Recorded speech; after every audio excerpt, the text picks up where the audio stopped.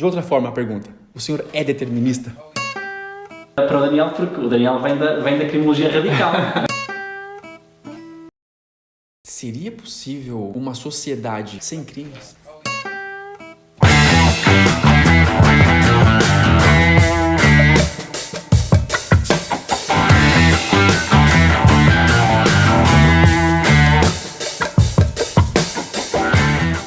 Bem, estamos aqui hoje novamente na Universidade do Minho, na Escola de Direito. Essa interação surgiu após uma conversa entre amigos, após uma aula de política de justiça criminal. Correto, professor? Exatamente, foi durante uma aula, vocês abordaram no final de uma aula de política de justiça criminal. Exatamente. Neste dia surgiu a nossa ideia de fazermos um podcast. Meu colega Davi, o Salazar e a Beatriz.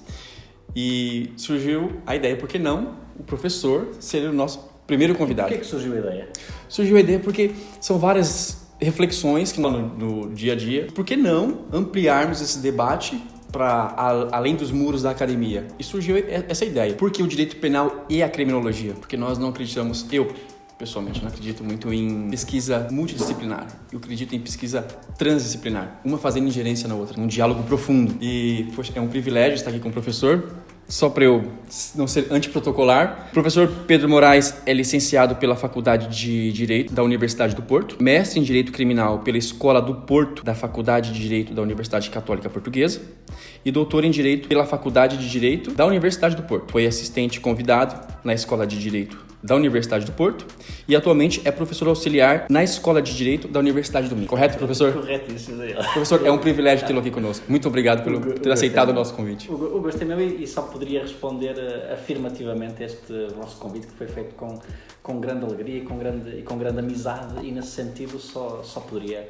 responder ao vosso rápido e sinto muito honrado ser aqui o convidado inaugurador deste conjunto de podcasts que queremos que seja amplo, não é? Queremos que seja amplo. Eu agradeço, nós que sentimos honrados pela presença do senhor. Professor, eu tentei rascunhar aqui algumas perguntas para nós refletirmos juntos sobre o direito penal e a criminologia. O porquê?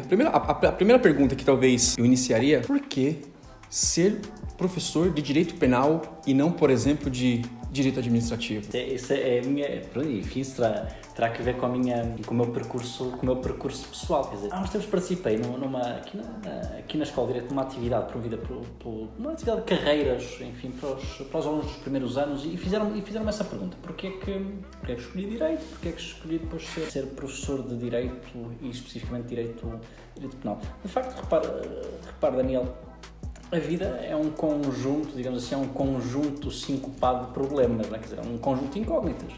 Nós, por vezes, somos encaminhados numa direção, noutra, muitas vezes fruto do acaso, não é? Muitas vezes fruto do acaso.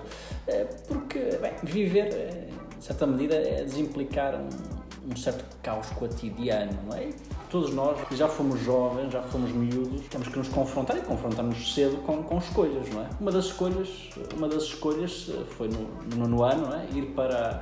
Ir para ciências ou ir para humanidades, não é? É logo uma fratura muito grande, não é? Ciências naturais, digamos assim, e humanidades. Eu na altura até estava indeciso entre duas grandes áreas, não diria inconciliáveis, mas que são separadas, não é? São separadas em termos de áreas do saber, que era, por um lado, o direito, por outro lado, a medicina. O que não é absolutamente incomum, porque no passado histórico europeu havia, por exemplo, na Alemanha, enfim, autores que eram professores de Direito e eram professores de Medicina simultaneamente, o que nos parece algo estranho, mas não é assim tão... Na altura tivesse essa indecisão e fui para o curso de Ciências Naturais, no meu décimo ano.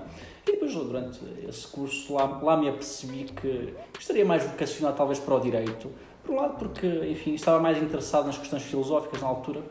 Até, enfim, cheguei ao Direito, digamos assim, pela via da filosofia ou da inquietação filosófica. Sim. E o Direito, muito às cegas, na altura muito às cegas, porque quando somos jovens ou muito jovens, não temos bem a real percepção da dimensão dos cursos. Exato. Seja Direito, seja História, seja o que for, seja Medicina ou Engenharia. Não sabemos, não é? Não sabemos. Exato. Se nós fôssemos explicar hoje para uma pessoa que não tem conhecimento jurídico, que não tem conhecimento acadêmico, que nunca pisou, porventura nunca pisará no ambiente acadêmico, professor, como nós poderíamos definir direito penal? O que é o direito penal? Essa é uma pergunta muito interessante, complexa, não é? As perguntas mais complexas são as aparentemente mais simples, não é? O que é o direito penal? O que é a criminologia? E, de facto, é uma pergunta interessante Porque, como diz o Daniel, diz muito bem, o direito tem uma importante função social. Todas as áreas do direito, mais ou menos, têm uma importante função social. O direito penal terá uma função social mais, digamos assim, aprofundada, não é? E, de facto, o direito penal e a questão do crime, digamos assim, o fenómeno criminal, se falarmos para um português, para um cidadão médio, o direito criminal suscita muito interesse. E suscita muito interesse porque o direito penal entra pelas nossas casas adentro cotidianamente. Seja pela atualidade, a atualidade noticiosa, principalmente pela atualidade noticiosa, surge como fonte de indignação, pela forma como é tratado, mediaticamente, por aí fora. É algo que tem que ver com dimensões muito íntimas da existência humana, não é? A relação com o outro, a relação com o crime, com a transgressão, a ideia da regra e da transgressão, não é? A ideia da justiça e da injustiça, a ideia da justiça e da impunidade, e esta ideia da impunidade deixa as pessoas muito inquietas. E para além disso, há outros estímulos que nós recebemos quase cotidianamente em termos de direito penal. É que o direito penal é um leitmotiv do cinema, da literatura, do teatro, por aí fora, não é? E, portanto, quer dizer, nós contactamos, e agora isto é um plural abarcante, não é? Nós, enquanto cidadãos, contactamos com o direito penal. Não nos bancos, não propriamente nos bancos, nem todos nos bancos das escolas de Direito, não é? Mas pela nossa existência, pelo nosso dia-a-dia, pela nossa atividade cívica. Então, a pergunta era, o que é o direito penal? Exatamente. O que é o direito penal? Bem, nós, enquanto juristas, poderíamos aqui definir o direito penal em sentido formal, poderíamos dizer que é um ramo do direito que associa a certos comportamentos humanos consequências, mas isso, quer dizer, essa visão formalística do direito penal não responderia ao cidadão médio, como estava a dizer, não responderia às suas dúvidas. Exatamente. Bom, isso é jargão jurídico, deixem isso na universidade. Se fazemos a pergunta de outra forma, em termos materialmente, de que é que nós tratamos, de que é que nós falamos quando falamos em direito penal, ou melhor dizendo, e naquela perspectiva transdisciplinar que falou há pouco, de que é que nós falamos quando falamos em ciências criminais? Exato. Qual é o grande problema? Afinal de contas, de que é que trata o direito penal e a criminologia e a política criminal? Ora bem, trata de algo tão profundo como, pegando no que disse há pouco, o direito penal trata essencialmente da polis, trata da política, trata da organização política no sentido aristotélico, platónico-aristotélico do termo. Trata da polis, não é? Sim. Trata da organização, da organização da sociedade, da organização política, da organização da sociedade. Trata da estrutura da sociedade que temos tanto aqui agora, como aquela que pretendemos ter no futuro. Então, o direito penal, se eu tivesse que explicar o direito penal de uma forma não sensacionalista, não mediatizada por aí fora, para que seja perceptível aquilo que é a raiz problemática desta área do saber, eu diria que o direito penal é muitíssimo interessante porque nos coloca perante um conjunto de questões, um conjunto de inquietações. O direito penal, digamos assim, Daniel, é um direito penal inquietante. Exato. Inquietante. E sabe porquê que é inquietante? Porque nos coloca tantas questões como, por exemplo, porque punimos? É a grande questão. Exatamente. Porque punimos? Afinal, Exatamente. Isto é uma provocação para o Daniel, porque o Daniel vem da criminologia radical. Vem da criminologia radical. É verdade, professor. Onde eu quero chegar, professor? Pelas beiradas. A pergunta é, há pessoas que nascem destinadas a praticar crimes ou não? De outra forma, a pergunta, o senhor é determinista? Essa é uma excelente questão, mas vou continuar, porque eu não disse todas as questões que o direito penal nos coloca, claro. Mas vou chegar a essa sua questão, provocação. É sempre uma provocação porque visa provocar o nosso diálogo. Sim. Repare, o direito penal e para o cidadão, como eu diria assim, o direito penal é muito interessante, o direito penal é muito desafiante, o direito penal é altamente problemático. Porquê? Porque nos pergunta, afinal de contas, por que punimos? Exato. Por que motivo é que nós punimos? Exatamente. Punimos para vingar? Punimos para castigar? Ou punimos para prevenir? É uma necessidade a punição? É uma necessidade a punição? Essa é outra questão. Sim. Essa é outra questão. Nos coloca outras questões. O que escolhemos punir? Exato. Que factos Exatamente. é que escolhemos punir? Crimes contra as pessoas, crimes contra o património. Que tipologia de crimes contra as pessoas e de crimes contra o património? Mas repare, e agora já aproximando-se da sua questão. Claro. Perguntar o que escolhemos punir não é a mesma coisa que perguntar quem escolhemos punir. Exato. Porque repara, o que escolhemos punir é centrar-nos no facto. Quem escolhemos punir é centrar-nos na pessoa. O nosso direito penal atualmente vigente, nem sempre foi assim, o nosso direito penal atualmente vigente é um direito penal do facto. Elege os factos puníveis, não propriamente as pessoas puníveis. Sim. Já lá vamos a essa questão determinística. Para compreendermos o direito penal e as inquietações que levanta, há outras questões que se afloram. Por exemplo, como punimos. E este como punimos é qual é o limite das nossas penas. São todas privativas da liberdade ou temos penas não privativas da liberdade? As penas privativas da liberdade são ou não são, possuem ou não possuem duração perpétua? Se não possuem duração perpétua, qual é o seu limite? Funcionam ou não? Funcionam ou não, são eficazes ou não são eficazes. E funcionam de acordo com o objetivo que nós estabelecemos. Exato. Se o objetivo é ressocializar, como é entre nós ressocializar, a pena não pode ser duração perpétua. A pena não pode ser a velha pena capital, a pena de morte. Degradante. Não pode ser degradante, não pode ser infamante, não pode ser corporal, não pode ser um castigo físico. Exato. E não pode ter, ainda que não seja de duração indeterminada ou perpétua, não pode ter uma duração de tal forma distendida no tempo que impossibilite a ressocialização. Mas há mais perguntas. Até quando punimos? Saber se o procedimento criminal, se as penas, se as sanções prescrevem ou não prescrevem. Isto diz muito sobre nós. Também há outra pergunta, esta é ainda mais difícil, todas estas são difíceis, e há outra pergunta ainda mais difícil em relação ao direito penal, que é o que sobra depois de punirmos. Não é? Há um livro do Lobo Antunes que tem um título interessante que é O que fazer quando tudo arde, não é? O que fazer quando tudo arde. O que sobra quando punimos, não é? O que sobra daquela pessoa, o que vai ser daquela pessoa, que assistência que pode haver em termos sociais ou não, em relação àquele que é libertado, que cumpriu a sua pena, na linguagem coloquial, que sanou a sua dívida. Claro que tem muito que se lhe diga, né? Tem muito que se lhe diga. E, portanto, a questão essencial do direito penal, obviamente que passa pelos limites das penas, pela tipologia das penas, pelos factos puníveis, mas a questão do direito penal é outra, e é por isso, e voltando àquela sua questão inicial, porque é que eu escolhi o direito? Sim. Bom, por um conjunto de casos. Sim. Por um conjunto de casos e por um conjunto também de preferências pessoais. Certo. E depois comecei a frequentar o curso, não é? E o que é que me chamou mais a atenção no curso de Direito? Sim. Porque é que não fui, sem desprimir pelo direito administrativo, pelas outras áreas do direito? O que é que me levou, que conjunto, que concatenação de acontecimentos me levou ao direito penal? Uma grande curiosidade em relação a algo muito complexo, que é a estrutura da nossa sociedade. A estrutura da nossa sociedade. Que modelo de sociedade é que nós queremos? Sim.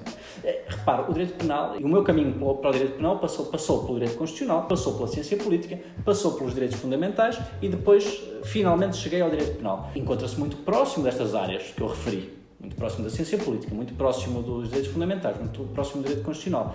Porque a grande questão que o direito penal, qualquer direito penal, responde, quando nós abordamos, quando nós solicitamos, quando nós indagamos o direito penal devolve-nos uma resposta. Que resposta é essa? A resposta não, melhor, a pergunta que o direito penal nos devolve é a seguinte: que modelo de sociedade é que nós queremos? Aliás, a pergunta que nós fazemos ao direito penal é esta: que modelo de sociedade é que nós queremos? Sim. E o direito penal devolve-nos uma resposta. Qualquer direito penal, de qualquer sociedade, Daniel, devolve-nos uma resposta. Nós devemos fazer... O direito penal é quase uma esfinge, quase aquelas esfinges do rei Édipo, do rei Édipo, não é? A esfinge coloca-nos um enigma, não é? Mas aqui até é o contrário. Nós fazemos uma pergunta à esfinge, nós fazemos uma pergunta ao direito penal: que modelo de sociedade é que nós queremos? Não é? E o direito penal responde-nos se queremos uma sociedade mais aberta ou mais fechada. Sim. Se queremos uma sociedade mais pluralista ou menos pluralista. Eu vou chegar aí daqui a pouco nesse tema, quando eu perguntar ao senhor sobre a tese de doutoramento. Então já lá vamos. Voltando à sua questão. Claro. Se eu acredito que há pessoas pré-determinadas ao crime, essa é uma grande questão jurídico-penal, e mais do que jurídico-penal é uma questão filosófica. Não é? Sim. Se nós recuarmos, não é? Quer dizer, se nós recuarmos quase aos horizontes da memória e se pensarmos na teoria dos metais, na teoria platónica dos metais, Platão dizia que cada um de nós, quer dizer, os cidadãos, na República que ele fala disto, sim. Os cidadãos da República têm um metal no seu interior. Uns têm bronze, outros têm prata, outros têm ouro. Não é? O metal que eles possuem no seu interior vai determinar as suas ações. É uma posição determinista. Sim, todos temos um metal, não é? Todos temos um metal. O criminoso também terá um metal menos nobre, se calhar. O criminoso terá um metal menos nobre. E esta ideia do determinismo para a prática de crimes, e o Daniel sabe isso muito bem, foi trilhando um caminho muito longo pelas diversas ciências filosóficas, porque nós sabemos que, bem, o direito penal tal como o conhecemos, a criminologia tal como a conhecemos, são fenómenos muito recentes. Sim. Mas o problema, e é por isso que eu há pouco falei do problema criminal, o problema criminal é algo que nos acompanha desde o início da humanidade.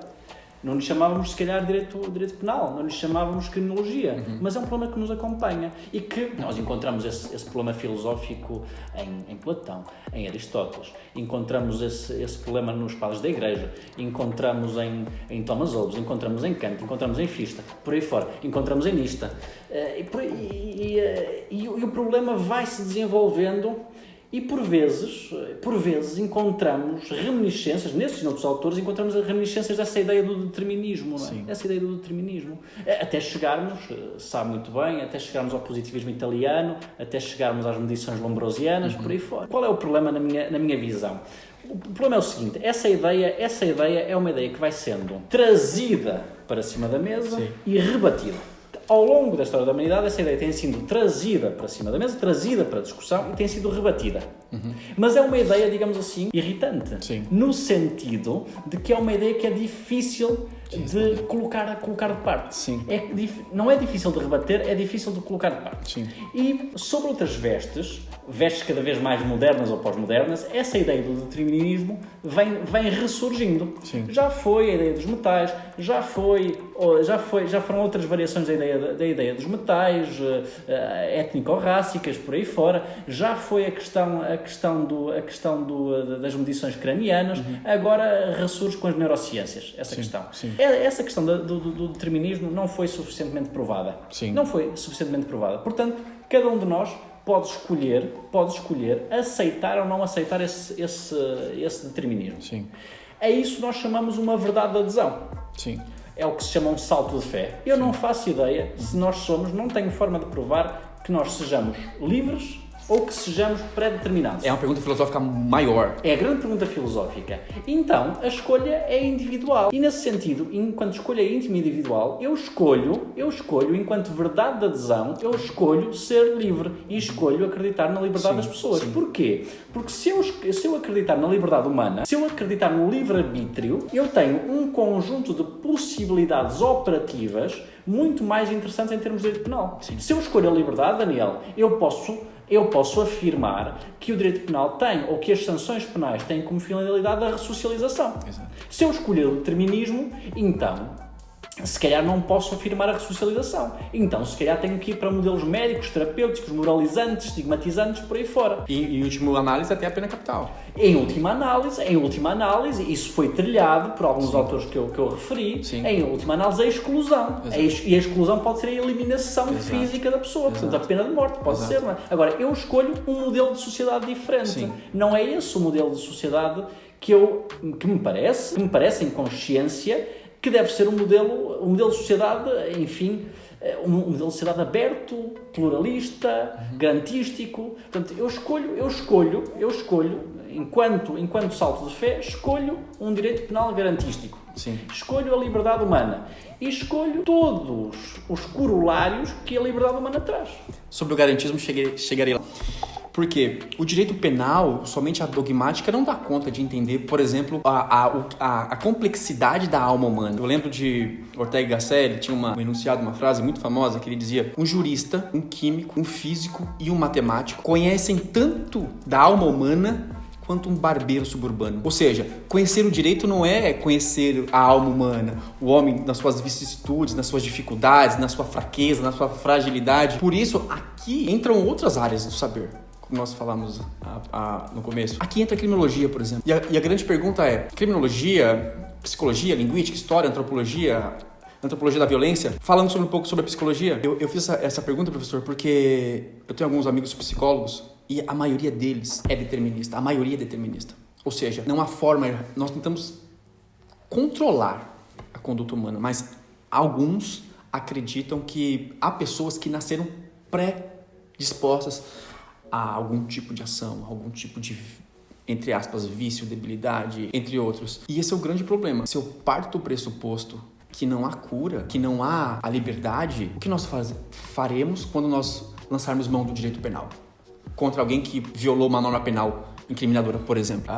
E é por isso que, como a dogmática na minha visão, não dá conta de responder essa relação complexa, a criminologia, ela possui um arsenal teórico muito grande. Aqui eu já entro na criminologia, professor. Como a criminologia entra, e se ela é ainda uma ciência auxiliar ou se ela é uma ciência de fato, na mesma galeria do direito penal, como um advogado, um professor, um estudante pode utilizar os saberes da criminologia para entender o fenômeno do crime, por exemplo? Mas aqui é um conjunto, uma bateria de perguntas, é bem complexo. Um pouco mais à questão do determinismo. Tá. Vamos lá ver.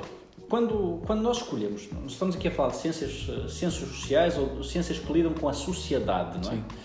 Estamos a falar de um grande problema, que é como manter a sociedade coesa.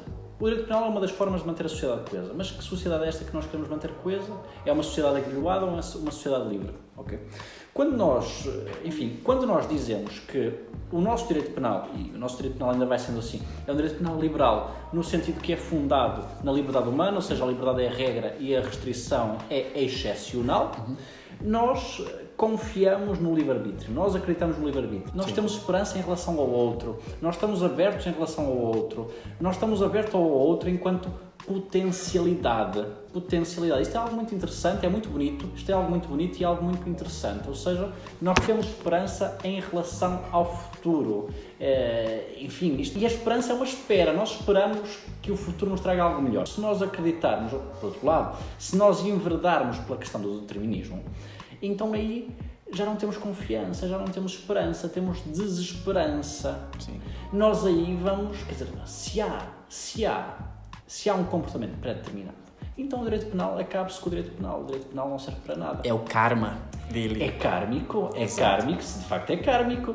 E repare, se só há determinismo, se não há livre-arbítrio, não há culpa. Exato. Se não há culpa, então acaba-se com o direito penal, ficamos com a medicina, ficamos com a psicologia, exato, ficamos com um conjunto de ciências que agora são auxiliares e passariam para primeiro plano. Então aí o que é que fazemos? Aí tratamos medicamente com mais ou menos respeito pelo paciente, muitas vezes com menos respeito os modelos médicos do passado, os modelos criminológicos médicos do passado conduziram a humanidade a grandes, baixios, digamos assim. Atualmente no mundo tem muitas declinações e muitas delas autoritárias, mas estamos aqui a falar de um direito penal que não é autoritário. Um direito penal que não é autoritário como o nosso é uma barreira contra a barbárie. É uma barreira contra... Há um termo, há uma expressão curiosa que se chama cachetón. É uma barreira contra o fim do mundo, é uma barreira contra a barbárie. O nosso direito penal garantístico está pensado para impedir atentados à dignidade humana. Nas palavras do Eugênio Raul Zaffaroni, o direito penal é um dique de contenção para limitar a violência. O sentimento atávico de destruição que nós vemos muitas vezes nesses programas que exploram, que o senhor estava falando há alguns segundos, esses programas sensacionalistas que buscam o quê? Vender. Buscam vender. Porque eu atraio o público. Porque é fácil manipular, nem todos os programas são assim, atenção, sim, claro. São assim, mas é fácil, se quisermos, manipular o espectador induzindo a emoções mais ou menos violentas, nomeadamente a emoção de vingança, não é? A emoção de vingança. Se olharmos para o cinema norte-americano, desde os anos 50 até agora, o leitmotiv da vingança, desde o Dirty Harry até aos filmes atuais, é um leitmotiv de violência, quer dizer, a violência aplaca sentimentos primitivos, a violência traz satisfação, a vingança traz satisfação. Agora, a vingança exponenciada impede que a nossa sociedade sobreviva, porque passaremos a ser uma sociedade de vingadores, uma sociedade em que a violência é a regra, e, enfim, isso inquinaria a relação intersubjetiva. Porque é disto que estamos a falar. Quando falamos de direito penal, falamos da relação intersubjetiva entre o eu e o outro, não é? Sim. Entre o eu e o outro. Mas agora, indo à criminologia. Exatamente, porque não dá conta. E eu vi que uma das áreas do conhecimento que o senhor explora, que o senhor gosta, uma área de interesse... Enfim, escolhi vir para Direito também devido a um conjunto de leituras filosóficas, por aí fora. Portanto, a filosofia sempre marcou muito a minha vida, sim, sem dúvida. Mas, professor, como nós dissemos, nós chegamos a um consenso, pelo que eu entendi, o direito penal não dá conta de entender essa relação complexa. Sozinho não, a dogmática penal isolada não. E o papel da criminologia? Então vamos lá. Como a criminologia pode auxiliar a lançar luz? Então vamos a isso sem dúvida. Daniel. O Daniel falou há pouco até de um filósofo que eu gosto muito. Bem. Ortega Gasset. José Ortega Gasset. Posso mostrar aqui? Claro. Aqui o meu wallpaper. O Ortega Gasset. Ora bem, e o Ortega y Gasset tinha uma frase que eu também gosto muito, que vem num livro que era o Espanha Invertebrada, que era o eu sou eu e a minha... Às vezes é mal citado, sim. É parafraseado, não é? Eu sou eu e a minha circunstância. Sim. E se não a salvo, não me salvo. Sim, exato. Portanto, eu vivo numa grande circunstância que me envolve. Eu tenho que a compreender. Sim. Eu tenho que compreender essa circunstância. Tenho que salvar a circunstância para me salvar. Não é? Portanto, eu estou inserido dentro de um sistema problemático. Ora bem, de facto, o direito penal, enquanto ciência normativa, pode ser mais ou menos normativa, pode ser normativa positivista, pode ser normativa naturalista, mas uma ciência mais ou menos normativa, sozinha, isolada, como se vivesse numa torre de marfim, não é capaz de nos fornecer soluções que sejam adequadas aos problemas concretos. Sim. Não é capaz, digamos assim, de medir o pulso à realidade, à espantosa realidade das coisas, assim sim, acho que até há um programa de rádio que se chama A Espantosa Realidade das Coisas. O direito penal cada vez mais tem que admitir, permitir, e vem permitindo, não é? A colaboração com outras áreas, a tal transdisciplinaridade que o Daniel falou há pouco. Uma área essencial atualmente para compreendermos o fenómeno criminal é a criminologia. A criminologia dá-nos muitas respostas. Logo, uma das inquietações que a criminologia visa responder é logo a questão de saber quais os motivos explicativos para o surgimento de determinados fenómenos criminais. Porquê é que um determinado fenómeno criminal surge? Exato. Mas não fica por aqui. Porquê é que um determinado fenómeno criminal surge? Enfim, estuda porquê é que os agentes dos crimes adotam determinados comportamentos, o que leva alguém a delinquir é um grande problema. O que leva alguém a delinquir? Quais são os fatores, né? Fatores, será que se eu somar, se eu juntar todos esses fatores, o crime acontece? Talvez sim, talvez não. Talvez sim, talvez não. É um fenômeno complexo, realmente. É muito complexo. Pode haver, sem dúvida, pode haver fatores endógenos. Mas admitir que há fatores endógenos não é dizer que o ser humano é determinista. Exatamente. Ou está orientado de forma determinística. Há fatores endógenos, há fatores exógenos. Os fatores exógenos podem ser o contexto familiar, o contexto de amizade, o contexto urbano e periurbano em que vive, o ambiente social em que se encontra inserido, a ausência de oportunidades, ou a presença de oportunidades. A própria presença ou ausência de assistência estatal. Sim. Porque é muito diferente crescer numa zona urbana provida de serviços e de assistência estatal ou crescer numa zona periurbana desabrigada, desprotegida, foi abandonada ou que o Estado abandonou à sua sorte. Não? Sim. E atualmente sabemos que há muitos problemas que vão surgindo, criminais, que vão surgindo devido, de facto, a esta demissão por parte do Estado naquilo que são as suas tarefas fundamentais de assistência. Então o crime é tudo isto e a criminologia permite-nos compreender tudo isto.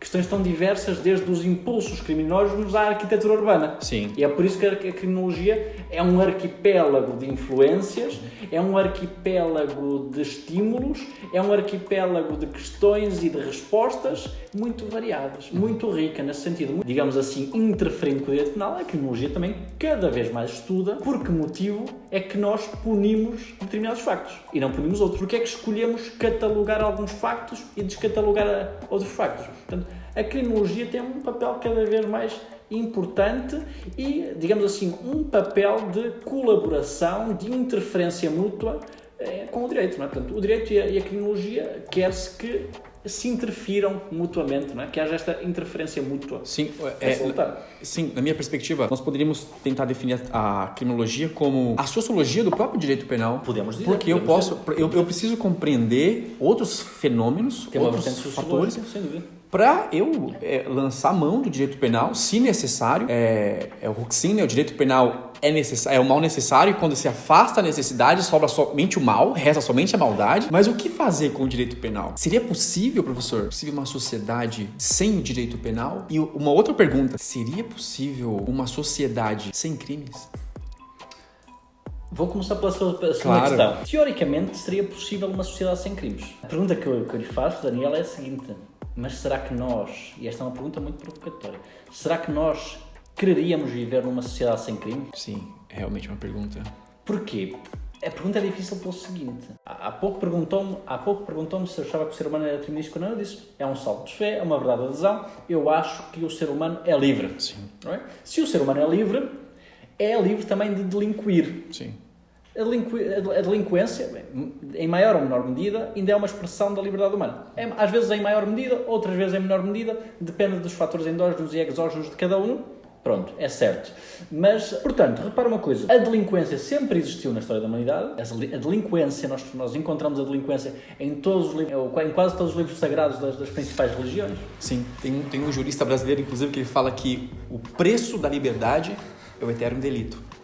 Aliás, a questão do livre-arbítrio, não é? A questão do livre-arbítrio, em termos cristãos, começa exatamente com um ato de delinquência. Mas a questão é essa, o livre-arbítrio possibilita, não é? Possibilita o ato de delinquir. Acabamos com o crime numa sociedade, preservando a liberdade. Como é que nós acabamos com o crime numa sociedade, preservando o livre-arbítrio? Eu não estou a dizer que o crime é bom. Eu estou a dizer que o crime é um corolário inarredável da liberdade humana. É possível, de facto, teoricamente, é possível acabarmos com o crime numa sociedade. Agora, essa sociedade, muito provavelmente, já não será uma sociedade aberta, provavelmente não será uma sociedade pluralista, não será uma sociedade garantística. Sim. Porque nós podemos, de facto, e entramos no terreno distópico. Não é? Nós aí podemos ter uma sociedade de vigilância. Sim. Aí sim podemos uma sociedade montada... Um Estado policialesco. Exatamente, é um Estado policialesco, não? Um Estado policialesco, um Estado policial na sua matriz mais pura, sim, com uma fiscalização constante dos cidadãos, enfim, com uma monitorização constante da população, através dos dados do telemóvel, às vezes pode acontecer, de câmaras em casa, podemos instalar, sim, câmaras em casa, exato, e resolvemos o problema da violência no seio familiar, mas monitorizamos todas as pessoas, não é? Portanto, repara, a segurança absoluta tem um preço, e o preço da segurança absoluta é abdicarmos de uma parcela muito significativa da liberdade, não é? Agora, isso é possível numa sociedade totalmente regulada, e cada vez existem mais meios de regularmos a sociedade, meios cada vez mais intrusivos. Sim, numa sociedade totalitária é possível acabarmos com o crime, numa sociedade totalitária. Aliás, os modelos totalitários que tivemos no passado, algo de que quase todos se gabavam era de terem acabado com o crime. Podemos questionar se acabaram com o crime ou não. Sim. Mas mesmo que tenham acabado com o crime, podemos perguntar a que custo? O custo é a eterna suspeita, a constante suspeita, a constante desconfiança, a constante delação, a constante devassa da vida privada, sim, a constante humilhação dos cidadãos. Por aí fora. Portanto, o preço para uma sociedade completamente ausente de crime é um preço muito elevado. Porque é um preço que é, olha, como no Mercador de Veneza do Shakespeare, é um preço que é pago com a nossa própria carne, sim, não é? Com a nossa própria matéria. Sim. E neste caso com a nossa própria liberdade, não é? Exato. Com a nossa própria liberdade. Professor, é aqui que entra o papel fundamental da política criminal. Sem dúvida, repare, porque se é certo que muito dificilmente num Estado aberto, pluralista, garantístico, podemos abolir a criminalidade, sim, também, isto que eu acabei de dizer não significa que devamos permanecer indiferentes ao crime. Não é a mesma coisa. Sim. Portanto, obviamente que uma sociedade com crime zero é utópico ou distópico, melhor dizendo, distópico, mas uma sociedade tomada pelo crime também não é algo que nós devemos aceitar. Sim. E nesse sentido, obviamente, queremos sociedades com, digamos assim, taxas criminais residuais com o controle do fenómeno criminal. E é aí que tem que entrar, sem dúvida, a política criminal. Uma política criminal, atenção, orientada sempre, na minha perspectiva, em função da prevenção. Sim. Reforço da norma e ressocialização do agente, sem dúvida. E repara, uma política criminal que seja cada vez menos reativa, e cada vez mais preventiva, ou seja, que atue cada vez mais antes de o facto ocorrer. E pode atuar através de campanhas de sensibilização, através de educação da população, através do assistencialismo estatal, impedindo que o fenómeno de getificação, que infelizmente é cada vez mais uma constante na Europa, o fenómeno de getificação escale, amenizando descontentamentos sociais que infelizmente estão aí para ficar. Portanto, o direito penal, o fenómeno criminal, o problema criminal é um problema que não é só um problema normativo. Sim. É um problema que vai muito, muito além do problema normativo, é um problema social profundo. E sendo um problema social profundo, não é apenas um problema para juristas, de juristas e para juristas. Envolve aqui o contacto com muitos mais, enfim, com outras áreas de saber. A criminologia é logo uma delas. E a criminologia é uma área de saber cada vez mais, digamos assim, reforçada, não é? Tem um elemento sociológico muito importante, mas também psicológico, por aí fora. Portanto, isso é sem dúvida importante. Sem esse auxílio, sem esse trabalho prévio e esse acompanhamento também da criminologia, de facto não conseguimos resolver o problema criminal. E sem boas políticas criminais alicerçadas na dogmática penal e nos estudos criminológicos, também não conseguimos resolver o grande e ingente problema social, que é o problema do crime. Sim. Como é que surge e como é que podemos amenizá-lo. Sendo certo que o crime será sempre uma constante nas sociedades, pelo menos nas sociedades ocidentais em que vivemos, o que é certo é que também não devemos permanecer impassíveis com o aumento descontrolado. Não estou a dizer que está a ocorrer, não estou a dizer que só está a ocorrer, estou a dizer é que devemos fazer tudo, dentro do possível, haja cada vez menos, enfim, a população recorra cada vez menos ao crime. Sim. E que a mensagem da ressocialização passe cada vez mais. Também é importante, e esse trabalho tem que ser feito, esse trabalho formativo. A ideia da vingança tem que começar a desaparecer, não é? Temos que começar a falar, e é por isso que este podcast é muito importante, temos que começar a falar do crime, mas não na perspectiva meramente sensacionalista da vingança, da punição, do castigo. Sim. Hoje o paradigma é ressocializador, mas também temos que criar as condições para a ressocialização. E há muito trabalho a fazer, nomeadamente nos estabelecimentos prisionais, por aí fora, nas oportunidades dos ex-reclusos. Mas essa ideia da segunda oportunidade, essa ideia da ressocialização, essa ideia de que o direito penal não é um castigo, não é? Não é um castigo, não é punição pela punição, não é uma vingança. Professor, nessa fala do senhor, o direito penal não é punição. Eu quero agora lá para a tese de doutoramento do senhor. Modelo do direito penal do inimigo. O senhor poderia explicar o que é o direito penal do inimigo e o porquê de estudar, de refletir, de refratar? Vamos lá ver, nos anos 80, no final dos anos 80, na Alemanha, um autor que se chama Gunther Jacobs, veio com uma ideia fraturante na altura. O direito penal, tal como o direito penal liberal, tal como havia sido preservado, estava a descaracterizar-se. Havia um fenómeno de hipercriminalização, admitíamos cada vez mais tipologias criminais que não eram admitidas anteriormente, crimes, nomeadamente os crimes de perigo, nomeadamente a antecipação da tutela punitiva através da punição de atos preparatórios, por aí fora. O surgimento das primeiras leis de combate, lei de combate ao terrorismo, lei de combate à criminalidade organizada. Então, há um direito penal, que é um direito penal, digamos assim, clássico, liberal, a que vamos dar o nome de direito penal do cidadão.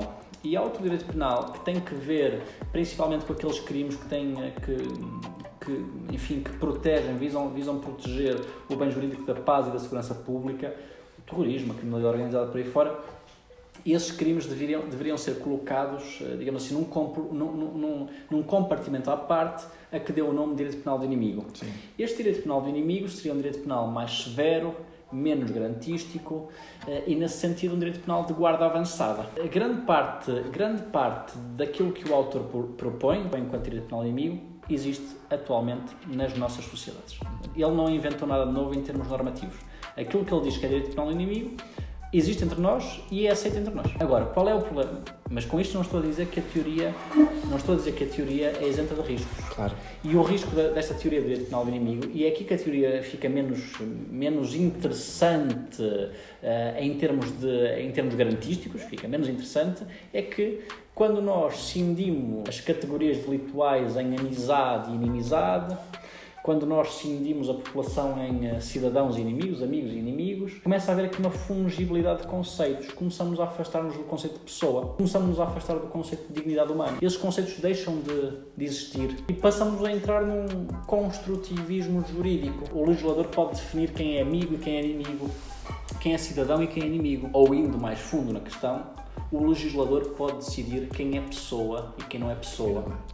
Porque a personalidade passa a ser o ato de envergar uma máscara, vem das tragédias gregas, do teatro etrusco, a ideia de personare, não é? A pessoa vem de persona, a máscara utilizada nas tragédias. Ou seja, voltamos ao direito penal do autor. Pelo direito penal, na minha perspectiva, não é pelo direito penal do agente, ainda é um direito penal do facto.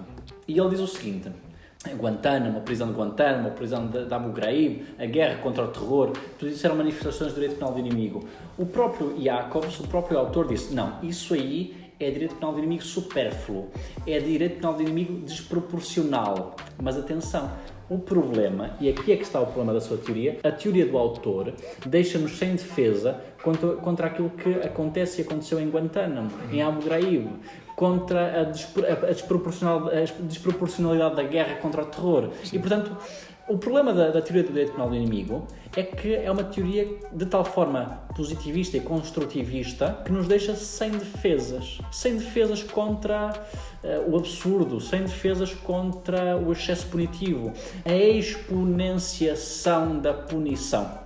E nesse sentido é perigosa, não é? Nesse sentido é perigosa. Porquê? Porque abandona o grande referente civilizacional do atual direito, que é a dignidade humana. Não é? Sim. Abandona esses conceitos. Sim. A pessoa deixa de ser um dado prévio ao direito. A pessoa passa a ser uma construção jurídica. Sim. Eu sou pessoa se adotar um determinado papel. E isso é muito perigoso, está a ver? Porque então é o legislador que define aquilo que é pessoa e aquilo que não é pessoa. Então entramos no que disse o Daniel há pouco, não é? Se escolhemos, catalogamos quem é pessoa, não é pessoa, quem é cidadão, quem é inimigo. Exatamente. E aí sim podemos começar a nos aproximar de um direito penal do agente ou do autor, como falou há pouco. Professor, hoje, qual seria um direito penal ideal, se eu posso fazer essa pergunta, né? O ideal não existe direito penal, é Radbruch, né? Precisamos buscar algo melhor do que o direito penal, mas enquanto não descobrimos ainda, qual seria um paradigma? Enquanto não descobrimos, porque de facto, atemorizado pelos horrores da Segunda Grande Guerra, Radbruch disse: bem, devíamos começar a pensar em substituir o direito penal por algo melhor. Sim. E substituir o direito penal por algo melhor é por algo, sem dúvida, mais humanista, mais garantístico, por aí fora. É certo que ainda não conseguimos substituir o direito penal por algo melhor. É certo que ainda não conseguimos resolver o problema da pena privativa da liberdade. Sim. Não conseguimos encontrar algo melhor do que as penas criminais. Não conseguimos. Mas eu diria que enquanto não descobrimos algo melhor do que o direito penal, não devemos permanecer indiferentes à nossa circunstância, voltando ao Ortega HC. Ou seja, enquanto não descobrimos algo melhor, o melhor será continuarmos a trabalhar no direito penal que temos aqui e agora. E há muita coisa a fazer no direito penal que temos aqui e agora. Há muita coisa a fazer. Há questões normativas por resolver. Sim. Há tipos legais que carecem de ser melhorados.